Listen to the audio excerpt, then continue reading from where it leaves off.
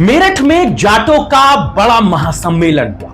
मंच सजा, नेता जुटे, ताकत का प्रदर्शन हुआ।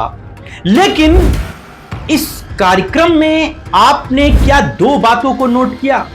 एक बात तो आपने जरूर नोट की होगी, वो थी संजीव बालियान का खुलकर विरोध करना। मैं पूरी रात अपमान सहा है, पूरी रात बदतमीजियां देखी हैं, प्रशासन के फोन पर सुनी है। हम इसलिए झुके कि भगवंत मान को आना था, नहीं किसी की औकात नहीं जो मैं झुका दे शासन प्रशासन को। जाट शब्द किसी की मां ने दूध नहीं पिया जो यहां से हटा दे, वो नहीं हट सकता। बीजेपी के सांसद रहे संजीव बालियान किस तरह बीजेपी के खिलाफ ही मोर्चा खोलकर खड़े हो गए। वो मुख्यमंत्री योगी आदित्यनाथ के खिलाफ अपनी बातों को कह रहे थे। वो संगीत सोम का नाम लिए बगैर उन पर वार कर रहे थे। यानी कि एक बड़ी बगावत पश्चिमी यूपी में बीजेपी के लिए माहौल बना गई। एक और बात थी जिसे आपने गौर नहीं किया, वही बात आपको बताने जा रहा हूं। वो बात है पश्चिमी यूपी के एक बड़े जाट नेता से जुड़ी। वो जाट नेता जिसका परिवार नो डाउट जाटों का सबसे बड़ा खेवनहार रहा। जाट बिरादरी से इकलौता नेता जो देश का प्रधानमंत्री बना, वो उस परिवार का नेता है। बात जयंत चौधरी की हो रही। जी, वही जयंत चौधरी जो जाटों के सबसे बड़े नेता खुद को मानते हैं, पश्चिमी यूपी में अपने रसूख की बात करते हैं। लेकिन जाट के इस महासम्मेलन में चौधरी साहब ही क्यों नहीं पहुंचे? क्या वजह सिर्फ सिद्धांत है या फिर इसके पीछे बीजेपी से नाराजगी मोल लेने का डर चौधरी साहब के दिल में छिपा था? क्या चौधरी साहब जाटों के मंच पर जाने से इसलिए बच गए क्योंकि वहां बीजेपी के खिलाफ खड़े नेताओं के साथ तस्वीर खिंच जाती? सवाल तो सीधा है, क्या जयंत चौधरी अब जाटों की सियासत से ज्यादा बीजेपी के समीकरण को बचाने में लगे हैं?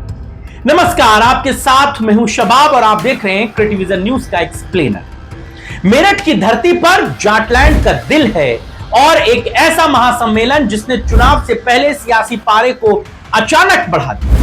मौका जाटों के गौरव, शौर्य और इतिहास के सबसे चमकते नामों में से एक महाराजा सूरजमल की पहली मूर्ति के अनावरण का था। अंतर्राष्ट्रीय जाट संसद के बैनर तले हुआ यह आयोजन सिर्फ एक सांस्कृतिक कार्यक्रम नहीं था, बल्कि इसे खुलकर जाटों के शक्ति प्रदर्शन के तौर पर देखा गया। आपको यह बात भी पता है क्योंकि जिस तरह संजीव बालियान ने मंच से यह कहा कि प्रशासन हमें कार्यक्रम की इजाजत नहीं दे रहा था, सरकार में बैठे हुए कुछ लोग इस तरह के कार्यक्रम को होने देना नहीं चाह रहे थे। असल में जाट नाम से प्रशासन वहां पर किसी भी रैली को परमिशन देने के लिए तैयार, बड़ी सिर पुटौल वाली कंडीशन रही और आखिरकार वो कार्यक्रम हो पाया। लेकिन मंच पर हर रंग की राजनीति दिखाई। भगवंत मान पंजाब से चलकर यहां आए, हनुमान बेनीवाल राजस्थान से चलकर यहां आए, संजीव बालियान चूंकि इस पूरे कार्यक्रम के संयोजक थे, और दिग्विजय चौटाला जो हरियाणा से युवा चेहरे के तौर पर मंच। अलग अलग दल, अलग अलग विचारधाराएं, लेकिन मकसद एक, जाट वोट और जाट नेतृत्व पर पकड़ मजबूत करना। लेकिन इस पूरे शक्ति प्रदर्शन के बीच एक कुर्सी सबसे ज्यादा चर्चा में रही। वो कुर्सी खाली रही, मैंने आपको बताया अभी, वो कुर्सी थी जयंत चौधरी। जयंत चौधरी को हालांकि इस कार्यक्रम में न्योता दिया गया था। ऐसा नहीं है कि चौधरी साहब को बुलावा ना भेजा गया। चौधरी साहब को रिस्पेक्टेड जयंत चौधरी जी लिखकर बुलाया गया था। चौधरी साहब तो खुद को पश्चिमी उत्तर प्रदेश में जाटों की राजनीति का सबसे बड़ा चेहरा मानते हैं। वो इस सबसे बड़े जाट मंच से गायब क्यों रहे? सवाल उठ रहे हैं क्योंकि ये कोई छोटा मोटा कार्यक्रम नहीं था, बल्कि वो मंच था जहां से जाट राजनीति की दिशा तय होने वाली। ऐसे में जयंत चौधरी का न आना सिर्फ अनुपस्थिति नहीं है, बल्कि एक बड़ा सियासी संकेत भी माना जा रहा है। वजह यही है, कहा यह जा रहा है कि जयंत चौधरी किसी एक जाति विशेष के कार्यक्रम में जाना पसंद नहीं करते। अगर यह किसान महासम्मेलन होता तो शायद वो जरूर जाते। लेकिन क्या यह तर्क आज की राजनीति में टिकता है? उनके नेता जब यह बात कहते हैं, जब हर पार्टी, हर नेता अपने अपने समाज के बीच जाकर ताकत दिखा रहा हो, लखनऊ में जब ठाकुरों का एक कार्यक्रम हो रहा हो, ब्राह्मणों का एक कार्यक्रम हो रहा हो, पिछड़े वर्ग का एक कार्यक्रम हो रहा हो, सब अपने अपने नेता ही तो सेट कर रहे हैं, तब जयंत चौधरी का यह सिद्धांत कहीं ना कहीं सवालों के घेरे में आ जाता है। क्योंकि सच्चाई भी यही है दोस्तों, यही जयंत चौधरी चुनाव के वक्त जाट वोट बैंक पर सबसे ज्यादा भरोसा करते हैं। अरे इसी मुसलमान और जाट पर तो उनकी पूरी सियासत चलती है, यही उनकी राजनीति की रीढ़ है। दरअसल कहानी सिर्फ सिद्धांत की नहीं है, बल्कि सियासी बैलेंस की है, सियासी संतुलन की। आज जयंत चौधरी एनडीए का हिस्सा है, यह बात आपको पता है, बीजेपी के साथ वो खड़े हैं, और उसी मंच पर ऐसे नेता मौजूद थे जो खुलकर बीजेपी के खिलाफ बोल रहे थे। भाई भगवंत मान तो आम आदमी पार्टी के नेता है, वो बीजेपी की तारीफ तो करेंगे नहीं, वो बीजेपी के विरोध का चेहरा थे। हनुमान बेनीवाल भी कई बार बीजेपी के खिलाफ खुलकर मोर्चा खोल चुके हैं। वो तो राजस्थान के सांसद हैं, लेकिन संसद के भीतर बीजेपी पर खुलकर वो अपनी बात कहते हैं। संजीव बालियान खुद को बीजेपी के भीतर विवादों में घिरा रखते हैं, वहां पर वो खुलकर बीजेपी के खिलाफ जाते हैं। भाई संजीव बालियान ने तो जयंत चौधरी के पिता को चुनाव हराया है, एक बार नहीं कई बार हराया है। जब चौधरी अजीत सिंह आरएलडी के बैनर पर चुनाव लड़ते थे, तब संजीव बालियान बीजेपी के बैनर पर उनको चुनाव हराते थे। लेकिन जब चौधरी अजीत सिंह के बाद जयंत चौधरी बीजेपी के साथ एनडीए में शामिल हो गए, तब से संजीव बालियान थोड़े परेशान रहे। यह मौका अपनी ताकत दिखाने, और ऐसे मंच पर जाकर चौधरी साहब अपना नाम खराब क्यों करते, वो सीधे सीधे सियासी रिस्क क्यों लेते? शायद यही वो रिस्क था जिससे उन्होंने इस कार्यक्रम से दूरी बनाई। अब सवाल भी यहां से एक लाजमी है कि क्या जयंत चौधरी जाटों के नेता बनना चाहते हैं या सिर्फ सत्ता की मलाई खाना चाहते हैं, उस समीकरण में अपने आप को खुद को फिट बैठाना चाहते हैं? सहयोगी नेता बनकर ही जयंत चौधरी क्या पूरी सियासत करेंगे? क्योंकि इतिहास गवाह रहा है, जाट राजनीति में पहचान मंच देता है, संघर्ष देता है, जोखिम लेने की आदत आपको बड़ा नेता बनाती है। उन्हें अपने दादा से यह बात सीखनी चाहिए।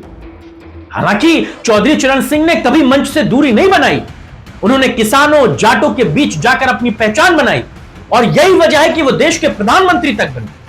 उसके बाद चौधरी अजीत सिंह ने उस विरासत को संभाला, लेकिन वो भी सिर्फ पॉलिटिकली स्टेफनी बनकर अपनी पूरी पॉलिटिक्स कर गए। कमोबेश यही राजनीति का पैटर्न जयंत चौधरी भी कर रहे हैं। वो उसी समाज से सबसे ज्यादा दूरी बना रहे हैं जिस समाज के वो नेता बनते हैं, स्वयंभू नेता बनते हैं। पश्चिमी उत्तर प्रदेश में जाट नेतृत्व की लड़ाई अब पहले से ज्यादा तेज हो गई। एक तरफ संजीव बालियान जैसे नेता जिन्होंने जमीन पर अपनी पकड़ मजबूत की है, दूसरी तरफ नए नए उभर रहे वो जाट नेता जो राजनीति में अपनी जगह बना रहे हैं। ऐसे में चौधरी साहब फिसड्डी हो जाएंगे, पीछे रह जाएंगे। उनके विरोधियों को सीधा मौका मिल रहा है। वो ये कहते हैं कि जो नेता अपने समाज के मंच के कार्यक्रम में नहीं पहुंचा, वो समाज का नेतृत्व क्या करेगा? और सियासत में टाइमिंग और मौके की पहचान ही असली ताकत होती है, ये बात आपको पता है। मेरठ का ये महासम्मेलन वही मौका था जिसे चौधरी साहब अपनी पकड़ दिखा सकते थे, अपनी मौजूदगी का संदेश दे सकते थे। अरे गठबंधन तो आता जाता रहेगा, जब वो सपा के साथ नहीं रहे तो क्या भाजपा के साथ कितना लंबा रहेंगे? अभी मंत्री हैं इसलिए भाजपा के साथ हैं, कल को केंद्र से सरकार चली जाए तो चौधरी साहब पलट कर नहीं देखेंगे। यही वो चवन्नी है जो पलट जाएगी।